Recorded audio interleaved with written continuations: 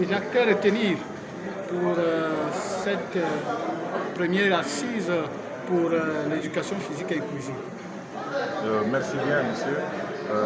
Je précise que nous sommes là pour la seconde édition du colloque international de Yaoundé, dont le thème est pour une effectivité de l'éducation physique inclusive en Afrique.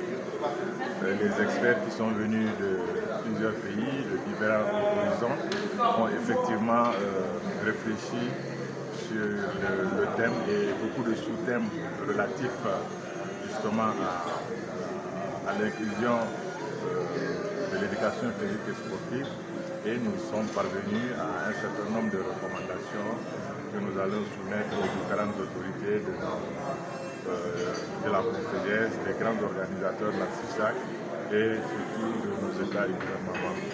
C'est une nouvelle ère qui s'ouvre pour la personne handicapée en Afrique. Oui, je pense que l'élan a été amorcé, ce n'est pas cette année. L'élan a déjà été amorcé en 2020 à l'occasion de l'organisation du premier colloque. Nous avons tablé sur la problématique du sport pour les personnes en situation de handicap et nous avons formulé un certain nombre de recommandations qui ont été suivies d'effets et qui ont permis un certain nombre d'actions qui ont été réalisées durant les 3 ans là.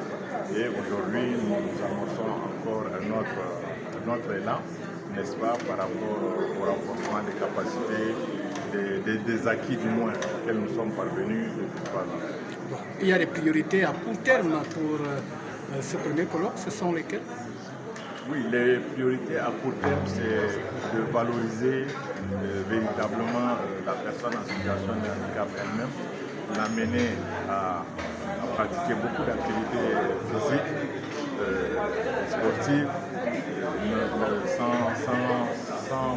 sans différence avec les personnes valides, de manière à ce qu'elles se sentent véritablement utiles et puis nécessaires à le développement de nos différents pays.